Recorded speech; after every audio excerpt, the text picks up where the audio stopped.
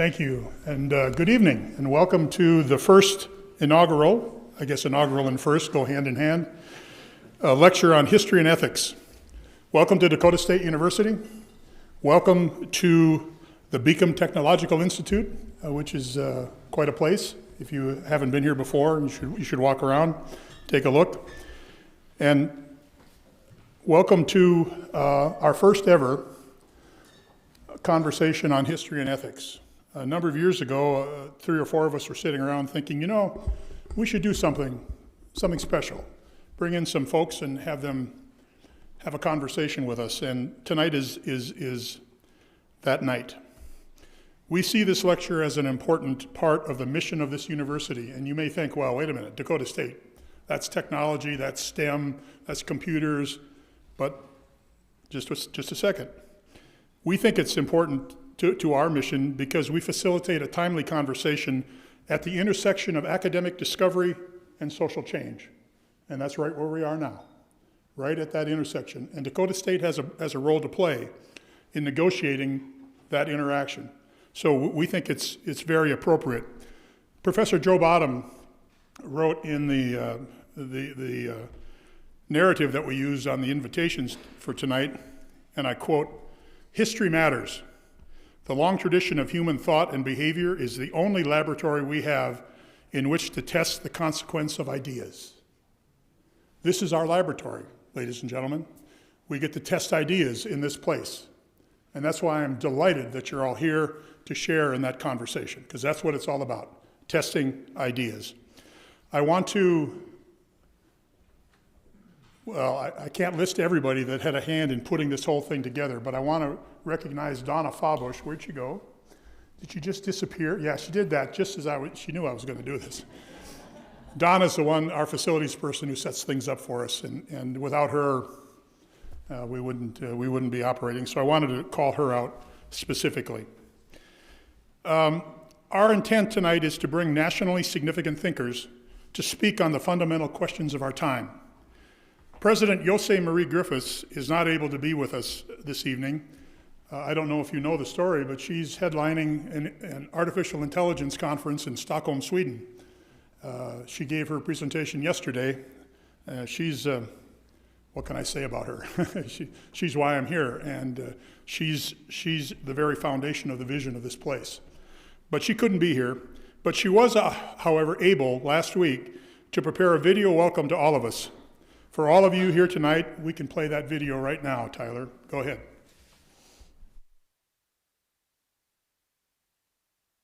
Hello, my name is Jose Marie Griffiths, President of Dakota State University. I'd like to welcome you to our first ever forum on history and ethics. Dakota State's history spans 140 years, but for almost 40 of those years, we've been a university on the cutting edge of technology education and research in the fields of education, arts and sciences, business and information systems, and technology itself. This cyber mission may make it seem unexpected for us to create this new venture related to history and ethics. But in reality, it's perfectly logical and imperative for us to explore these concepts. We need to be wise enough and aware enough of the context of history and ethics and see how they apply to the computer revolution, the revolution that is the reason for our mission and is having increasing effects on our daily lives.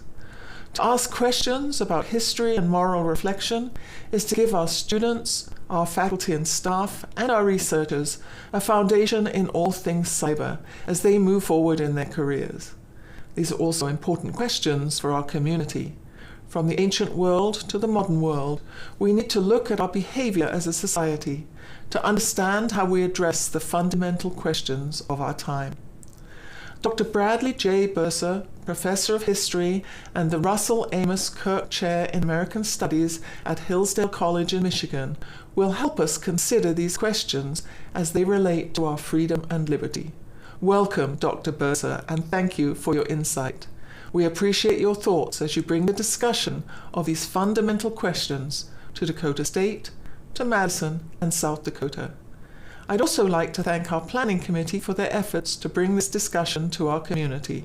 Provost Dick Hansen, Arts and Sciences Dean David Kenley, Dr. Joseph Bottom, State Historian Dr. Ben Jones and John Lauk, and to those who've helped bring together the logistics, Events Coordinator Donna Forbush, Sodexo and Catering Manager Gail Cole, Kelly Kepsel and the Marketing Team, Tyler Steele and the Multimedia Services Department, and Megan Busquet in the President's Office. Thank you for your efforts, and thank you to all of you for joining this presentation. I'm sure it will be fascinating.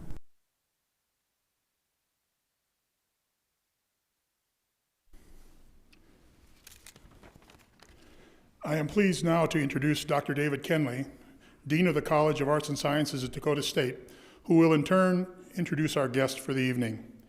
David Kenley is Dean of the College of Arts and Sciences and Professor of Cyber Leadership and Intelligence here at Dakota State University. With a PhD in Chinese history, he has published 4 books and numerous journal articles. Previously at Elizabethtown College in Pennsylvania and Marshall University in West Virginia, Dr. Kenley joined the DSU community in 2020. He has a successful record of program innovation, international engagement, grant writing, faculty development, strategic planning, online instruction, and many other critical areas of higher education. Recognizing these accomplishments, he's been asked to speak and provide professional consultations throughout the U.S. and in many countries around the world. Dr. Kenley is fluent in Chinese and committed to the principles of diversity and international understanding. He and his wife live in Madison, South Dakota. Please welcome David Kenley.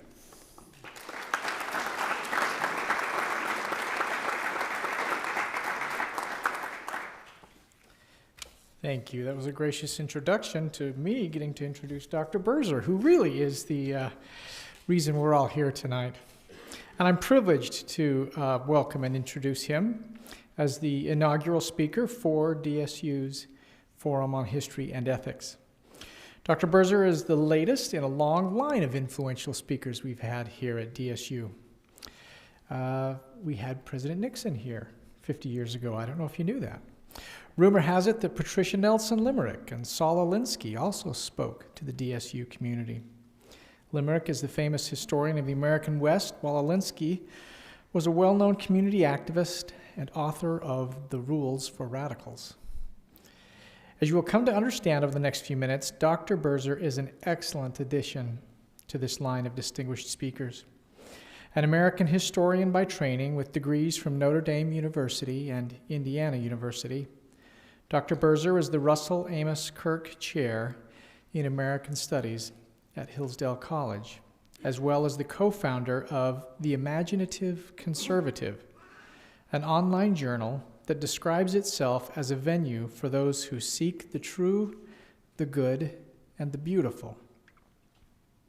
Dr. Birzer is the author of 5 monographs, a very interesting collection of publications, analyzing the life and thought of various influential intellectuals from throughout history, including J.R.R. Tolkien, author of Lord of the Rings, Charles Carroll, the only Catholic signer of the Declaration of Independence, Neil Peart, the Canadian drummer and lyricist for the rock band Rush. You seeing the continuity here? And of course, Russell Kirk, widely considered to be the foremost intellectual of the post-war conservative movement.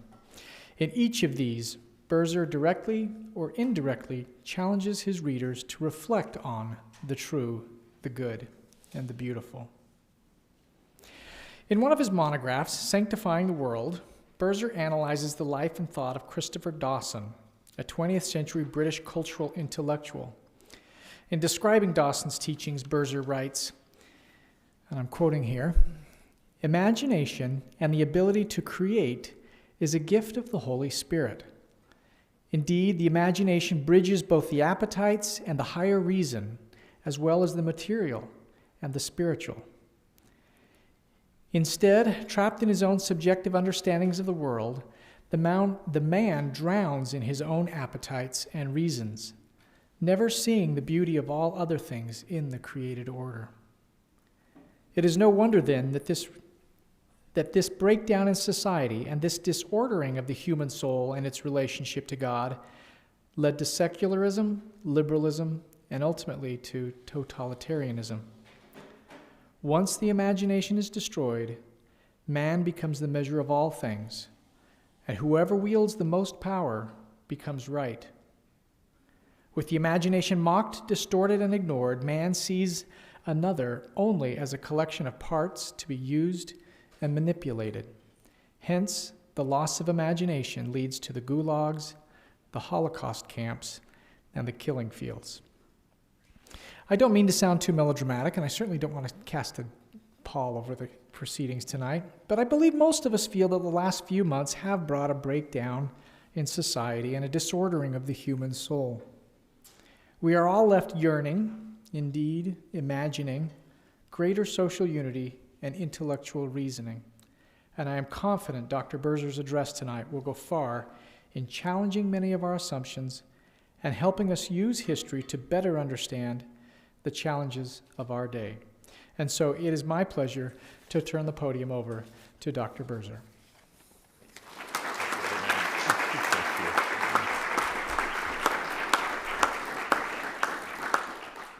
Well, that was very nice. I'm not sure if I'm in more of a rock drummer mood or a Christian humanist mood tonight. Thank you so much for having me. This is a great honor to be here. I especially want to thank John Lauk and Jody Bottom, who unfortunately couldn't be here tonight. But Dean David, thank you very much. Kenley, appreciate it very much. And Provost Dick Hansen, really, and the president as well, thank you for this. I actually love South Dakota, and a huge part of my heart is here. So it's nice to have some of that love reciprocated, I have to admit. I would also like to just point out my wife, who actually works in South Dakota about 1 week out of the month when she's not working remotely from our house, but she is the director of publications for the South Dakota Historical Society. So we had a great time driving here for the press. Yeah, so we had a great time driving here. Well, my talk tonight is called The Essence of Freedom, Liberty from the Ancient Greeks to the American Founding. And what I'm going to do is I'm actually going to look at the American Founding. I want to start with some questions that we have about the present day and where academia is at the moment. I want to look at that through the filter of the American Founding, and then I want to go back through Western civilization and end with the American Founding. Maybe interestingly enough, or strangely enough, I want to end with a law that was passed in 1787 called the Northwest Ordinance. It was a law that greatly shaped the Western settlement, and I think it's appropriate, being in this beautiful Western state, to deal with that as well. We live in an age of determinism, especially when it comes to academics and academia. There's little choice, it seems, and everything is driven by some autonomous and often abstract forces, progressively often and inalterably. In the late 19th century, it was biology, Darwin, or economics, Marx, or sexual urges, Freud. In the first half of the 20th century, it became ideology, socialism, communism, or capitalism. And in the late 20th century, it became race, class, and gender.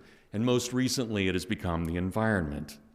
While I would never deny that biology and economics and our sexual urges and race and class and gender or the environment do not influence us, I would rather argue that each shapes us and at times delimits us, but that we remain, no matter what, moral and free agents.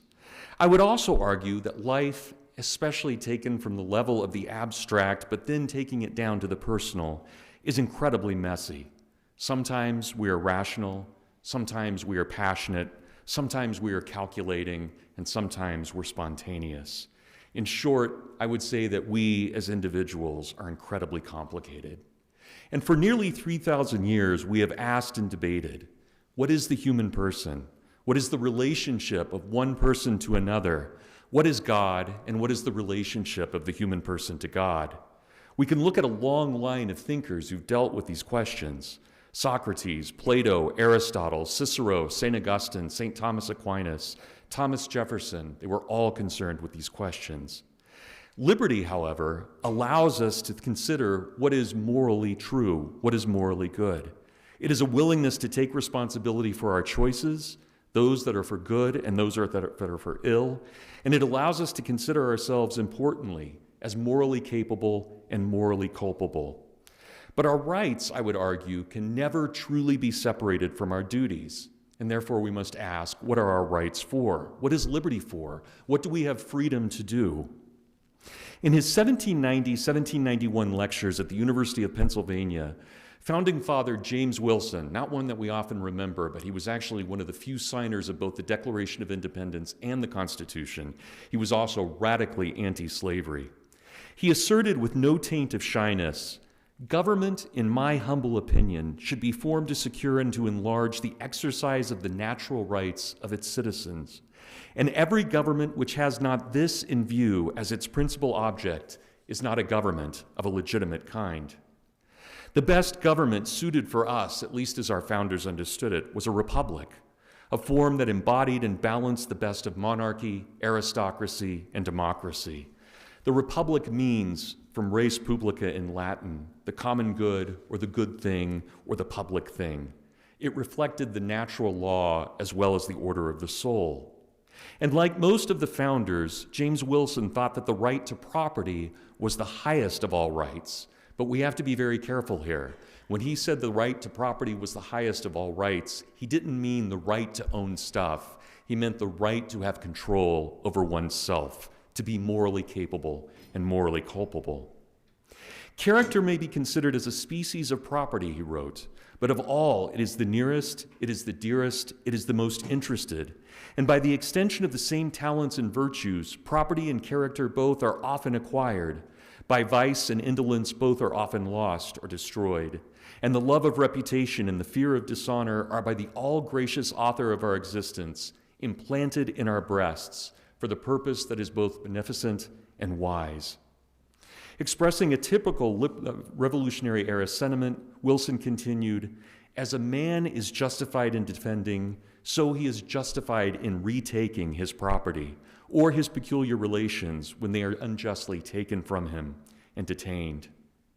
In attendance at those first lectures was our first president, George Washington, who said in his first inaugural, "I dwell on the prospect with every satisfaction which an ardent love for my country can inspire, since there is no truth more thoroughly established than that there exists in the economy and course of nature an indissoluble union between virtue and happiness, between duty and advantage, between the genuine maxims of an honest and magnanimous policy and the solid rewards of public prosperity and felicity.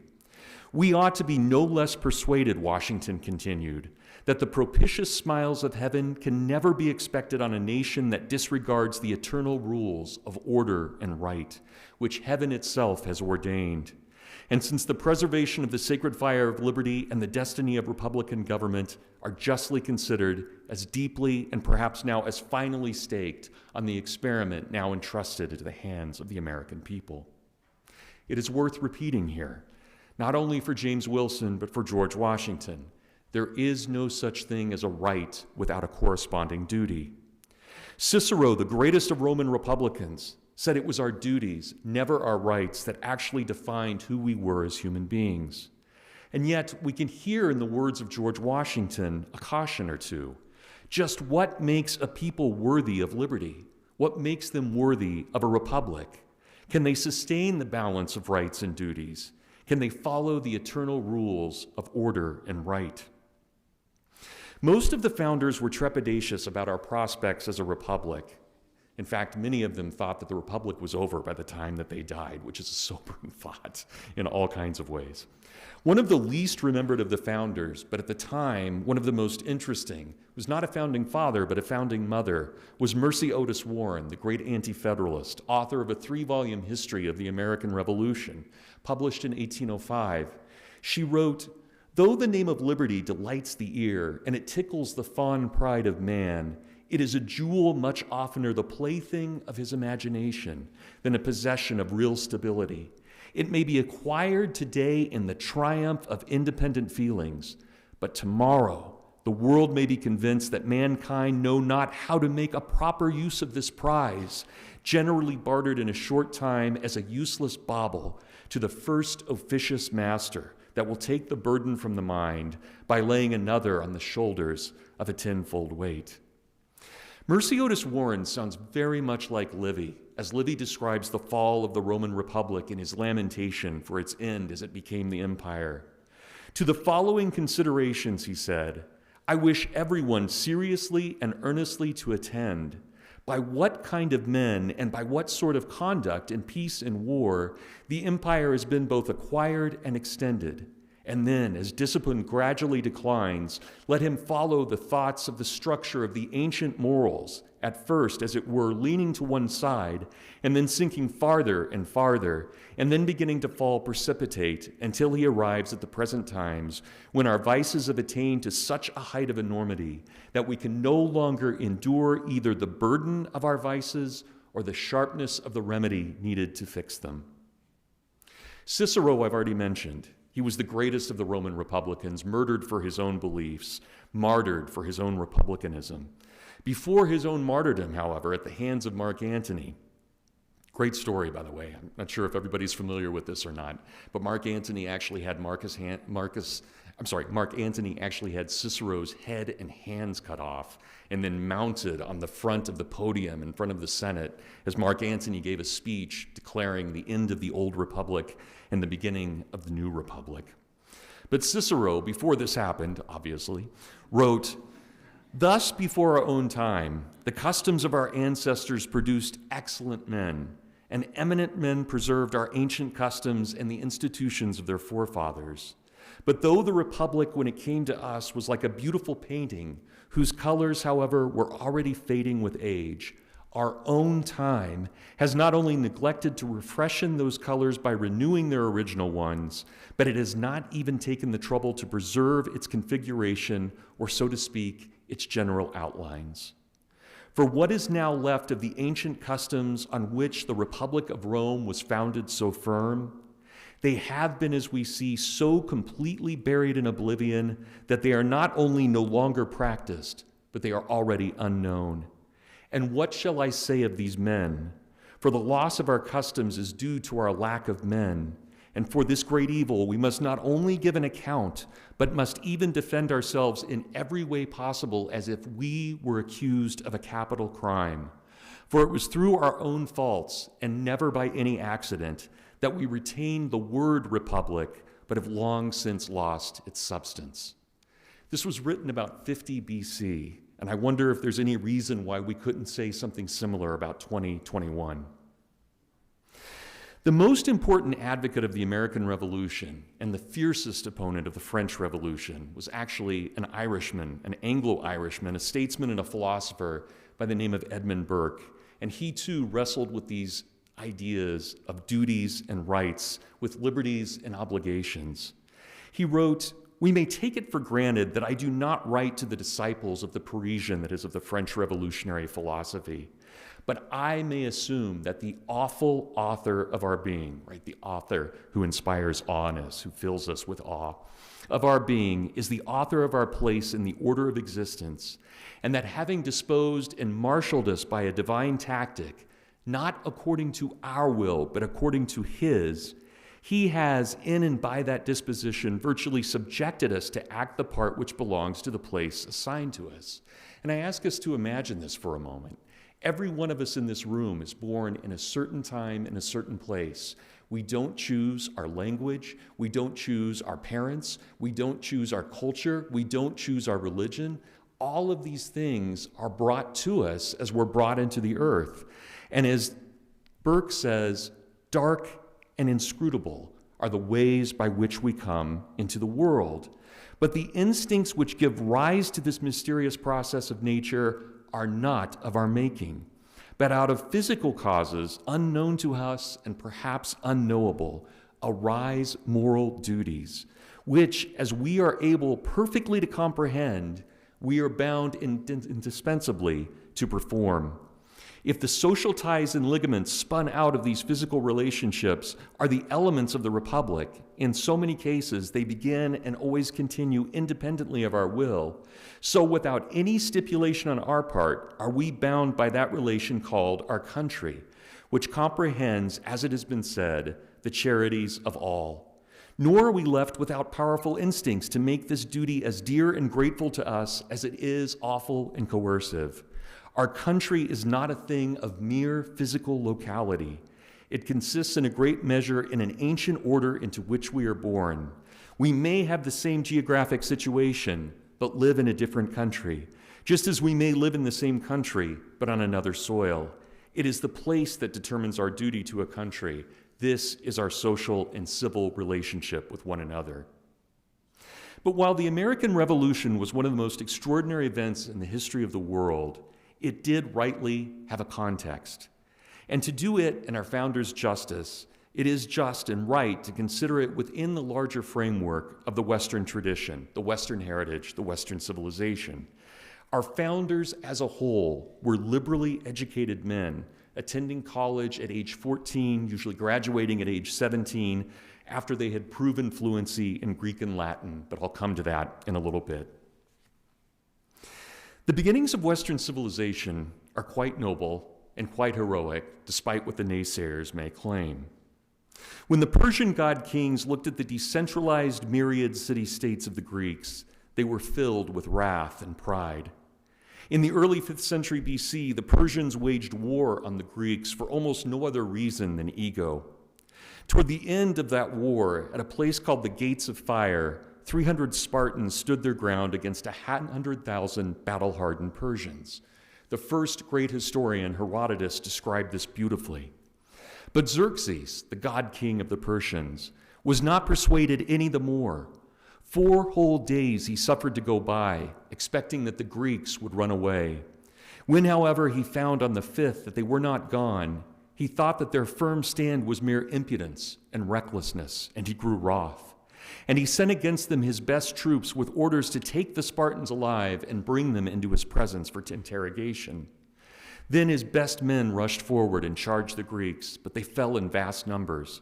Others now took the place of the slain and would not be beaten off, though they too suffered terrible losses. Herodotus then explains, in this way it became clear to all, but especially to Xerxes, that though he had plenty of soldiers, he had only a few men. Now imagine that. Plenty of soldiers, but only a few men. The Greeks, organized in units by their respective towns, continued to fight despite severe wounds and being greatly outnumbered. After days of battering, the Greeks decided to break up their defense. Some would stay, others would return to their respective Greek city-states to allow them to prepare for a defense. The Spartans, however, under the leadership of King Leonidas, decided to stay, for the oracle at Delphi had prophesied either greatness or ruin for him, and he believed that he would attain one through great sacrifice. Should he flee to defend his home, Leonidas believed, all would be lost. And allied with a few other Greeks who refused to abandon their Spartan allies, Leonidas, and the 300 men made their last stand. They drove themselves into the heart of a narrow pass called Thermopylae, the Gates of Fire, and there they drove themselves into the Persians, mostly conscripts at this point, who were being forced to fight with bullwhips at their backs. Leonidas threw himself into the invading force and died quickly. Herodotus again describes this. He says, drawing back into the narrowest part of the pass and retreating even behind the cross wall, they posted themselves upon a hillock where they stood, all drawn up together in one close body. The hillock where I speak of is the entrance of the straits, where the stone lion stands, which was set up in honor of Leonidas. Here they defended themselves to the last, such as still had swords using them, others resisting with their hands and their teeth, till the barbarians who in part had pulled down the wall and attacked them in front, in part had gone around and now encircled them on every side. Overwhelmed and buried, the remnant which was left beneath was buried beneath a shower of missiles. Overwhelmed by these numbers, the Greeks fell. As they did, they continued to fight, and they were inspired by one officer declaring, "If the Persians darken the sun, we shall fight them in the shade." The mission at Thermopylae was a vital defense of all of Greece itself. For as Leonidas and his 300 Spartans sacrificed their lives attempting to hold the pass at Thermopylae against the horde of Persian invaders, they gave their respective Greek city-states time to prepare a defense.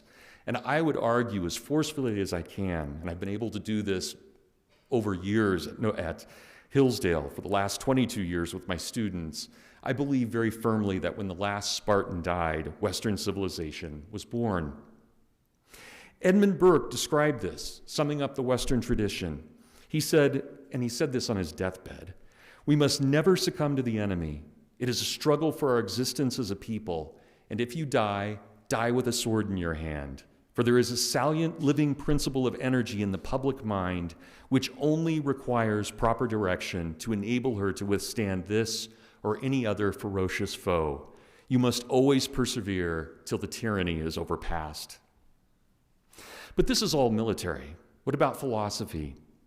The Greeks, I would argue, were fascinated, absolutely fascinated by the cycles of life and by the notion of free will. As they looked at the human person, they also looked at air, wind, earth, and fire, water, the primary matters and stuff of the universe as they thought. And the Greeks desired to know what was universal, what was specific. Are we trapped in these cycles of birth and middle age and death, of spring, summer, fall, and winter? Or somehow, through our will, are we able to break free? The greatest of the early philosophers, Socrates, was a man who believed that we could conquer our circumstances, we could conquer fate, but only if we chose the good, if we chose to do what was right. In one of his last dialogues, in which he speaks with his best friend, Crito, the two of them are talking, and Socrates says, "Do we say that one must never willingly do wrong, or does it depend upon circumstances? It is true, as we have often agreed before, and if so, is it never possible to be good or honorable and to do something wrong? Or have we jettisoned all of our former convictions in these last few years, Crito? Can you and I at our age have spent all of these years in serious discussions without realizing that we were not better than a pair of children? Surely the truth is that what we have always said is true. Whatever the popular view is, and whether the alternative is pleasanter than the present one or even harder to bear, the fact remains that to do wrong is in every sense bad and dishonorable for the person who does it. Is this view ours or not, Crito? Crito responds, yes, it is. Socrates says, then in no circumstances must one do wrong. Crito agrees, no. Socrates continues, in that case, one must not even do wrong when one is wronged, which most people regard as the natural course. Crito responds, apparently not. So tell me one other thing, Crito. Ought we ever do injuries to another? Surely not, Socrates. And tell me again, Crito, is it right to do an injury in retaliation as most people believe or not? No, never, answers Crito. Socrates then says, because I suppose there is no difference between injuring people and wronging them. Now, this is an incredibly hard teaching, right? And here we have Socrates 300 years before Jesus saying basically we must turn the other cheek and we can never do a wrong. And whenever we do a wrong, it corrupts the good that we believed was the end of all things. So to get to the good, we can only do good. Right? This was Socrates' belief. And Socrates reminded his students over and over again, the really important thing is not to live, but to live well. Well, Plato was the student of Socrates, and Aristotle was the student of Plato. And not surprisingly, both Plato and Aristotle said much the same, claiming that we must do whatever we can to make ourselves immortal. And we do this by choosing the divine that was within us. As Aristotle said, we strain every nerve to live in accordance with the best that we can be. Such thought, however, was not confined to the Greeks. The Hebraic people understood choice as vital to moral character as well. In the Jewish Book of Wisdom, written about 100 BC, the author tells us, wisdom I loved. I sought her when I was young, and I longed to win her for my bride. And when I fell in love with her beauty, she added luster to her noble birth, because it was given to her to live with God, and the Lord of all things has accepted her. She is initiated into the knowledge that belongs to God, and she decides for him what he shall do. If riches are a prize to be desired in life, what is richer than wisdom, the active cause of all things? If prudence shows itself in action, who more than wisdom is the artificer of it all? If virtue is the object of a man's affections, the fruits of wisdom's labors are the virtues. They are temperance, they are prudence, they are justice, they are fortitude. These are her teachings. And the life of man, there is nothing of greater value than these. In short, we learn from the Greeks as well as from the Jews, the essence of the good life is the pursuit of virtue. the sacrifice of self for the other, understanding that there are greater things than our own individuality. We pursue prudence and justice, temperance, fortitude, labor, faith, and piety. We pursue, as the Christians would understand, faith, hope, and love. I've already mentioned the great Roman Republican Cicero and talked a little bit about his death. He too argued that to live well was to live honorably. In one of his last books, On Duties, De Officiis, a letter he wrote to his son, trying to encourage in his son the humane virtues, Cicero reminded us that goodness which isn't freely chosen might still be a good, but it's not the highest good. Something that is done rightly, Cicero said, is just only when it is voluntary. For Cicero, there was nothing more noble than reason, as it connected the gods to man and man to man, person to person. It allowed us to communicate, it allowed us to choose the good, the true, and the beautiful. This animal, Cicero wrote, who is provident, perceptive, versatile, sharp, capable of memory, and filled with reason and judgment, this being we call the human, was endowed by the one supreme God at the grand status of his creation. He alone of all types and varieties of animate creatures has a share in reason and thought, which all others lack. What is there, not just in humans, but in heaven and earth itself, more divine than reason? When it has matured and come to perfection, it is properly called wisdom. But reason is the first bond between man and God and man. Following in this tradition of the Greeks and the Romans and the Jews, we see similar arguments coming from St. Augustine in his City of God, where he begs us to choose the good and to choose the city of God over the city of man. He says that two cities have been formed by two loves, the earthly city by the love of self, even to the contempt of God, and the heavenly city by the love of God, even to the contempt of self. The former, in a word, glories in itself, the latter in the Lord. This profound dualism between the city of man and the city of God lasts as long as time lasts, Augustine argued, and each new generation must decide and must accept its own place within history, and it must fight the good fight. There is no aspect of human life and no sphere of human action which is neutral or secular in any absolute sense, the great historian Christopher Dawson believed. And the greatest of the medievals, Thomas Aquinas, also called us to live to the good. As he told us, the ultimate end of the universe must be the good of the intellect, and that good is truth, for truth must consequently be the ultimate end of the whole universe, and the consideration of wise men always aims at some truth. But let me bring this back then to the American founding, itself shaped and influenced so profoundly by the Greco-Roman and Judeo-Christian traditions, and by the medieval experience of liberty under law.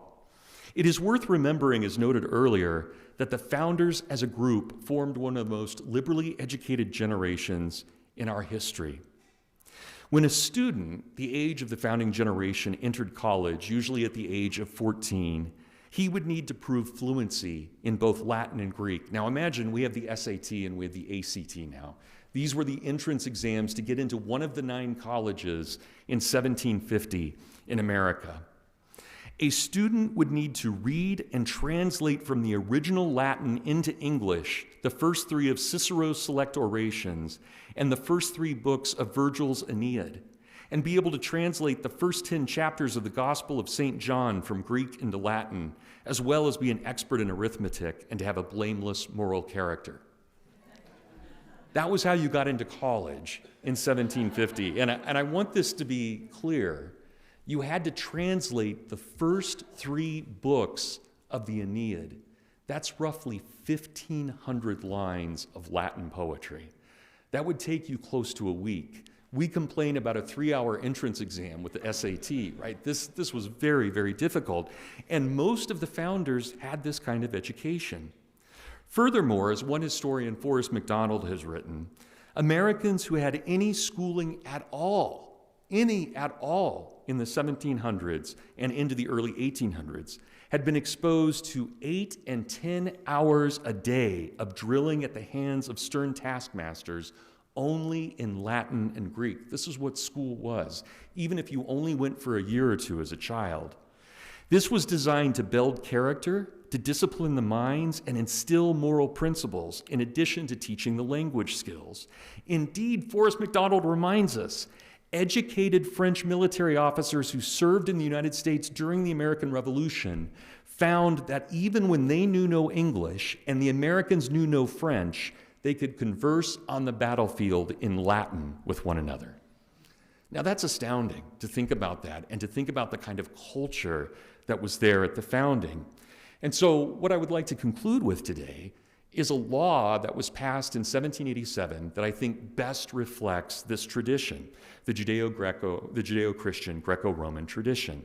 I think that no law better represents such culmination of Western thought as this Northwest Ordinance of 1787, intended to serve as a philosophical touchstone for the settling of the entire American frontier, meaning the future of the Republic. It combined Roman experience, English common law, and natural law. And the founders, to be certain in this law, viewed us as moral agents. Article number 1 of the Northwest Ordinance. No person demeaning himself in a peaceable and orderly manner shall ever be molested on account of his mode of worship or religious sentiments in the said territory. Now, that may not surprise us in 2021, but in 1787, this was truly revolutionary. Almost all of the colonies had been founded for specific religious intolerances. In Virginia, you had to be an Anglican. In Massachusetts, you had to be a Puritan. You certainly couldn't be Roman Catholic. You certainly couldn't be a Baptist. There were few experiments that allowed for certain kinds of diversity and tolerance. We saw them in Rhode Island. We saw them in Pennsylvania for a bit. In Maryland, Maryland had the most tolerant law on religion for about 20 years, but then got rid of it about 1688 and became the most intolerant of all English colonies. But generally, the 1600s were not a time friendly to religious diversity. They were fine when you belonged to a certain religion and that religion was sanctioned within that colony, but not if you wanted to practice anything else. So when we get to something as Article 1 in 1787 with the Northwest Ordinance, and we have something this simple, no person demeaning himself in a peaceable and orderly manner shall ever be molested on the account of his mode of worship or religious sentiment. This truly is radical and revolutionary. It also expresses the notion that we as human beings are meant to be part of something greater than ourselves. Article 2, the inhabitants of the said territory shall always be entitled to the benefits of the writ of habeas corpus, of a trial by jury, of a proportionate representation of the people in the legislature, and of all judicial proceedings according to the course of the common law. Now, we've not talked about common law tonight, but common law goes back to pagan Anglo-Saxon England. It goes back to a pre-Christian era. Our ideas of being innocent until proven guilty, or of having a trial by our peers with a jury of our peers, these are radical notions. And yet, even though they've been around in the English-speaking world for a long time, America continued this tradition in the West. These are things we all take for granted, but they're specific to the English-speaking world. And specifically, we see it best represented, I think, in these Western territories. And in the just preservation of rights and property, it is understood and declared that no law ought ever be made or have force in the said territory that shall in any manner whatsoever interfere with or affect private contracts or engagements without fraud being previously discovered. In other words, you and I can do whatever we want regardless of what the political situation is. We can form a family, we can form a church, we can form a school, we can form a business. We have the right to associate with each other. And regardless of what the political pressure is, there is the civility that we see there with this right of association and the right to form community. And then we get to Article 3, appropriate for where we're standing right now. Religion, morality, and knowledge being necessary to good government and the happiness of mankind, schools and the means of education shall forever be encouraged. Right? This tradition has to continue, and we have to be able to teach each generation what this tradition is. And this part, I think we can always somewhat snicker at, but we imagine ourselves in 1787, and we can think this would have worked really well had it worked properly. The utmost good faith shall always be observed towards the Indians. Their lands and their property shall never be taken from them without their consent, and in their property, their rights, and their liberty they shall never be invaded or disturbed, unless in just and lawful wars authorized by Congress. But laws shall be founded in justice and humanity. They shall be passed from time to time to be made for preventing wrongs being done to them and for preserving peace and friendship with them. And we imagine, for those of you, and I'm sure here in South Dakota, you're quite familiar with this, you think about what Thomas Jefferson did when he sent Lewis and Clark out on their expedition. It was a mission to meet with the Indians as well as a mission of scientific discovery, really embodying this notion that we should treat the Indian with absolute respect as a future citizen of this republic. I'll jump over Articles 4 and 5. They were very technical articles that made sure that all of the states that are created in the Western Territories would not be colonies of the original 13 colonies. But Article 6 is very important. There shall be neither slavery nor involuntary servitude in the said territory, otherwise than in the punishment of crimes, whereof the party shall be duly convicted. These are all great things. Religious liberty, the common law, justice towards ourselves and towards one another. Perhaps, as I like to argue, if I can throw the gauntlet down for a moment, the Northwest Ordinance is the single greatest act of Republican liberty passed in our history. But let me conclude.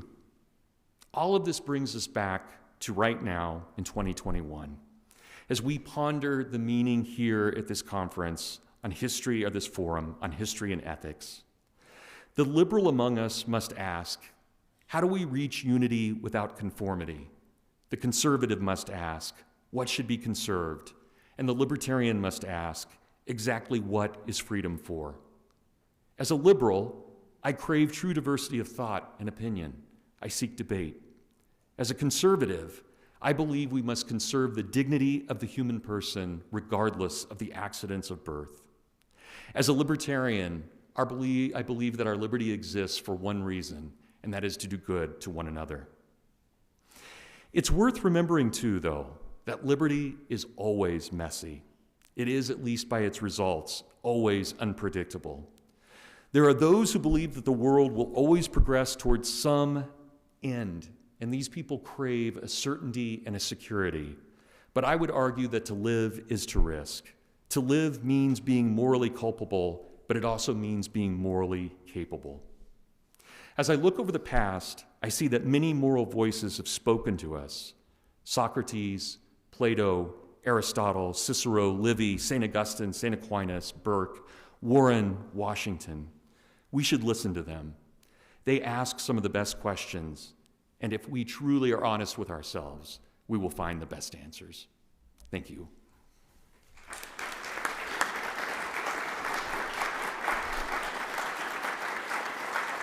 I'm just going to grab one of those. Definitely need this. We'll let Dr. Birzer catch his breath, and we'd invite you to engage in a little bit of Q&A. We have microphones that are going to walk around the room. Please don't ask a question until there's a mic in your face, because we're live streaming this, and without the mics, they won't hear you, okay? So, you get extra credit if you talk. By the way, you made me tired when you were talking about the qualifications for education in the colonial era. Some of us are old enough to remember when we got our PhDs, we had to have a foreign language. Yep. That's how old. I don't know if they do that anymore, but I don't think we do it here at DSU when they give a PhD in cybersecurity, but nevertheless, it made me tired. Yeah, it's a language. It sure is a language. Anyway, we have mics. This is your opportunity to ask Brad questions. Don't ask me, ask Brad. Someone start us off. I shut it off. Someone start us off.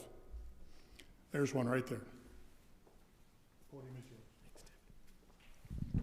Thank you, Dr. Birzer. Thanks, Justin. So, some 100 years almost after the founding, one of the founders of this university, when he was a young man, went off to college schooled by Quakers in very rural Indiana. And his Latin was strong enough still, but he was found deficient in his Greek. So the practice was still very much intact nearly 100 years later. Where's the tipping point? There's obviously never one moment. But where's the tipping point in American education when we cease to value such things that were considered so foundational? Yeah, thanks, Justin, for that question. There's a interesting, and I didn't bring this tonight, but I was going through doing some research on the liberal arts on the Western frontier and found a Cincinnati newspaper from 1820 that basically said if we ever lost Greek and Latin in the schools, we would turn into barbarians very quickly. We haven't turned into barbarians, but it is interesting to think about that. There was no single tipping point. A lot really changed after the American Civil War, especially when we started, and really in Grant's administration, when they started thinking about nationalizing American education. That's when it became something different than what it had been. Prior to that, there had always been this belief that we were citizens of Western civilization. And we didn't talk about this, but you look at someone like George Washington, who was the least liberally educated of the founders, but he was known as the American Aeneas, he was the American Cincinnatus, he was the American Achilles, right? He had all of these titles that he wore very, very proudly. And certainly his hero was Cato the Younger, one of the great rebels against Julius Caesar, defeated, but one of the great rebels ended up committing suicide. Amazing story, actually. But that was Washington's great hero and one of his exemplars that he certainly turned to, and I think importantly. But we start seeing, I think especially in the 1870s, this movement towards a nationalization of American character. And the belief was that in order to understand the American character, there would have to be something that was indigenous to America, and they didn't mean Native Americans. They meant that there was something in the American experience that allowed us to be citizens. And in large part, it was a reaction against massive waves of immigration that were coming in. And the attempt to, as the progressives would later say, to yank the hyphen out of hyphenated Americans. And so you do get this continuation in part in certain liberal arts colleges with that tradition of Greek and Latin. I think at places like Notre Dame, and of course it's Catholic, so there's a bit of a distinction there. But places like Notre Dame, I think their paper, the Scholastic, was in Latin all the way into the 1930s, the student newspaper that they had. So I mean, there were traditions of that continued into the 20th century, but it's pretty much gone at this point. There's some revival of the classics right now, and certainly with homeschooling, there's been a revival. In fact, there's been a revival of classical education, but we're talking about just a few small percentage points of the people who are actually involved in it. But compared to what it had been, there is definitely a jump. And I should state for myself, I mean, my Greek would be utterly deficient. I mean, this was not the kind of education I had either, even though I went to Catholic schools. It was definitely not the education that I had. So, I mean, I speak from not experience, but just as an observer of all of this. But the other tipping point was the development of the German university and the creation of the German university here in America, especially with places like Johns Hopkins, and other university of, a number of different places that were based on the German model rather than on the English Oxford model. So thanks, Justin, for that. In anticipation of tonight, I was actually listening to your podcast really contrasting the American Revolution and the French Revolution. And, the different influences, actions, of course, but even more so the impact and the result and influence that they had. And if I understood you correctly in there, you said that even the French Revolution, even in the United States, the French Revolution seems to be having an increasingly larger influence than the American Revolution. And so when you're talking tonight about virtue, that just kept coming back to me. So can you point to something that can give me some optimism about how we can turn this country around and rediscover that virtue, that self-sacrifice, that goodness, as opposed to the French Revolution, which really seemed to completely reject that idea? Yeah, and there are similarities between the American and the French revolutions. I mean, many of the French were also very liberally educated, and they were trying to figure out Roman virtue as they thought about it, at least in the French situation, but they obviously took it in a radically different and a much more violent direction. Yeah, I like to remind my students that we didn't treat the Loyalists very well, and we took their property away from them during the American Revolution. But what's not generally remembered is after the Revolution, we passed bills that gave all of their property back if they chose to take it. We rarely talk about that, and you don't see that kind of situation in France, where you have this kind of forgiveness, or even at the end of the American Revolution, where you have both sides actually shaking hands with one another after the surrender ceremonies with Lee and Grant. I think there is something very particularly American about that kind of idea of reconciliation. I mean, even after World War II, we could have done anything we wanted to Germany and Japan, and we rebuilt them. I think there's something truly exceptional in the way that Americans have treated other peoples after war. I mean, they may be changing, and I think everything that's happened recently with Afghanistan calls into question so much of the American inheritance. But I would answer you this way. I really firmly believe, and I'm not just saying this because I've been asked to speak on this topic, but I really firmly believe that it's in our DNA that we can't have both the ideas of life, liberty, and property, or life, liberty, and the pursuit of happiness, without also having the ideas of our duties to one another. And I really think Washington, I mean, when he said that there is an indissoluble union between advantage and duty, I think he's absolutely right about that. And I think it's in our founding itself. I think it's in our very DNA as an American people. And I would argue as well, whatever faults we have, and certainly we have faults, I mean, there's no question about that. We look at the history of race, and we look at the history of abuses of minorities and other things. I mean, we've done terrible things, but we're also the most charitable people in the world. None of us, whenever there's a disaster in some Southeast Asian country, none of us is waiting for the Australians to land and take care of the problem. Right? We're always waiting for the Marines, and we're waiting for the American Red Cross, we're waiting for the American Mennonite Association. Those are the people, Doctors Without Borders, they land right away. I mean, that's I don't want to be too jingoistic, but we do amazing things when it comes to charity. We are clearly the most charitable people in the world. And I think that's also part of our DNA. So, I mean, the last year and a half has been trying, I think, for all of us, for everybody on both sides of the political spectrum. I think it's been very exhausting, and I think we've yelled and we've yelled and we've yelled, but I think there is a middle ground there, and I think we're slowly inching towards it. But it's going to take a lot of work, and just to get past the kind of screaming at one another. So I don't know if that answers you. That's a little bit farther away from the French and American Revolution, but I do see cause for optimism.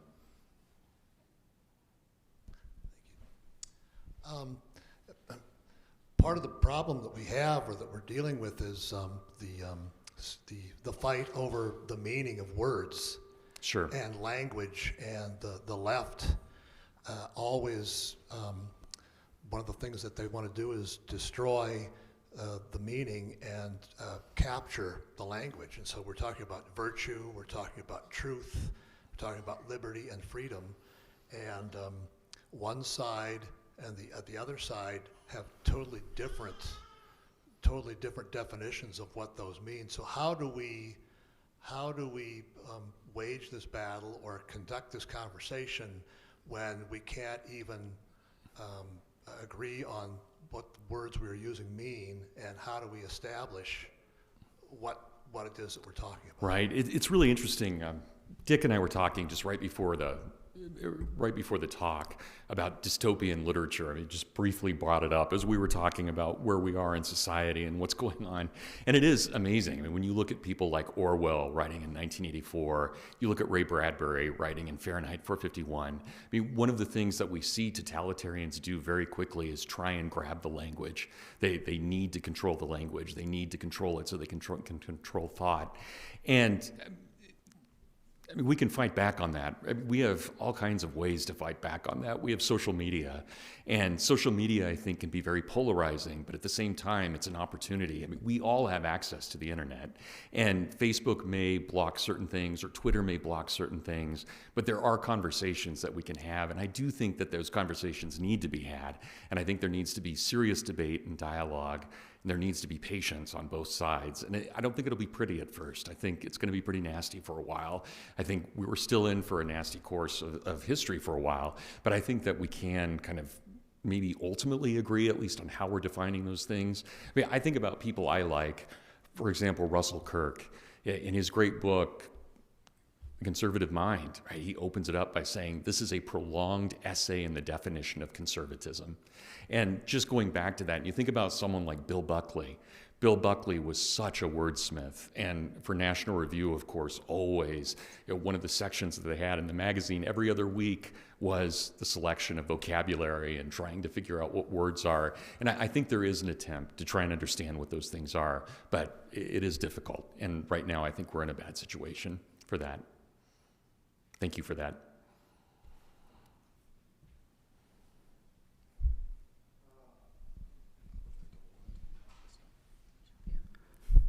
Okay, while I enjoyed your historical overview, and I definitely agree that a lot of the folks that you quoted were really wise in their thinking, and there's still a lot of relevance today.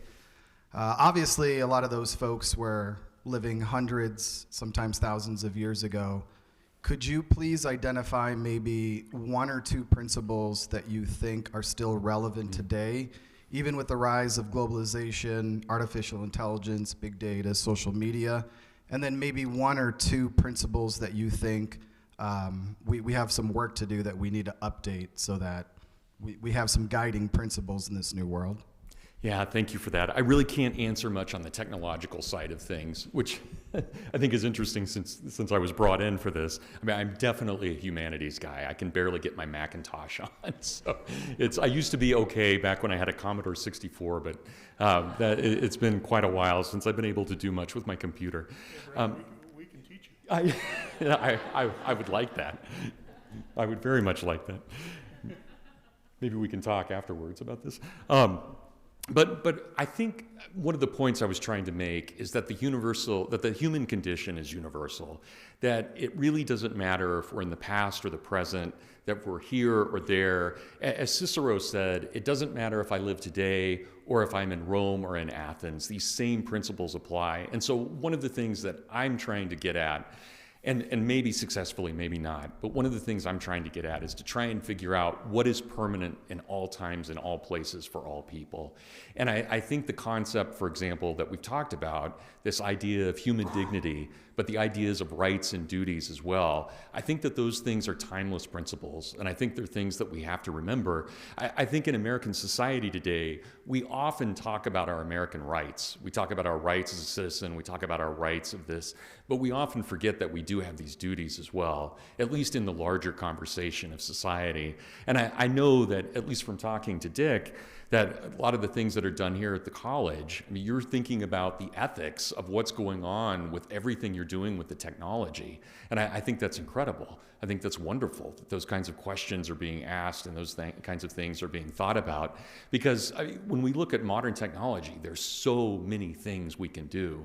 But the question is, should we do them? Do we have the right to do them?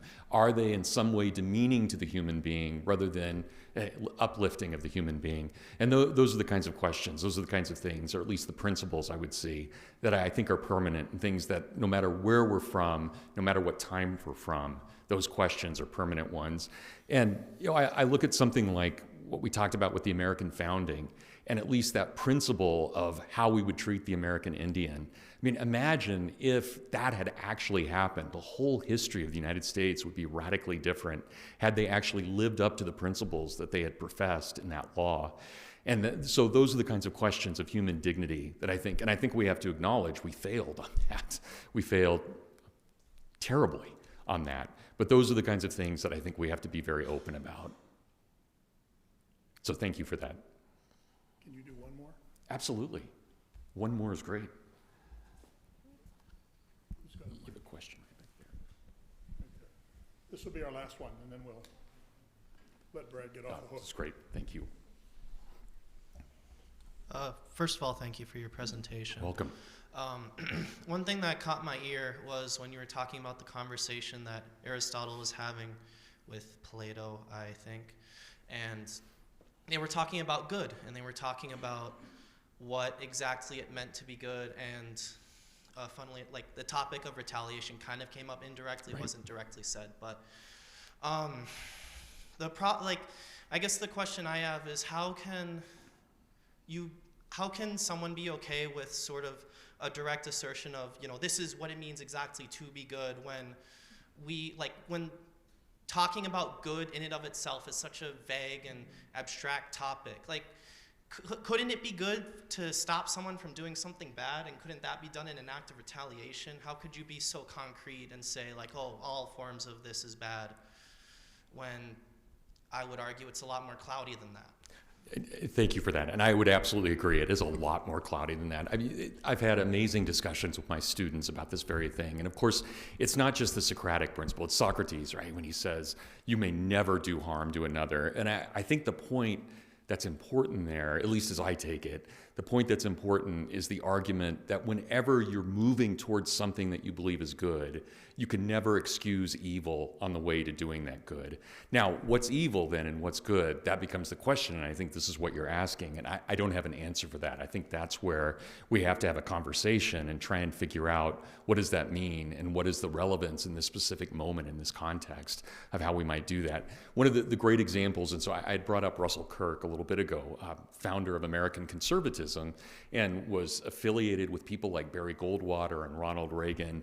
But one of his great criticisms of the United States, and he had this at the time it happened because he was a soldier in World War II, and he had it all the way up until his death in 1994, he was deeply critical of the United States bombing of Hiroshima and Nagasaki, arguing that there was no ethical justification for that at all, that it would be one thing to attack Japan because of retaliation, trying to figure out how do we stop the war and end World War II, but to attack a civilian city like Nagasaki is completely unacceptable.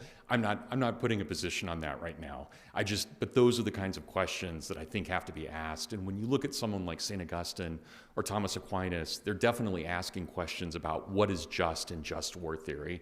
So is it just when you have one troop against another troop? Is it just when you have a drone strike against someone that doesn't have a drone? I mean, those are the kinds of questions that have to be asked. And I don't think there are clear-cut answers to those. I think there are traditions.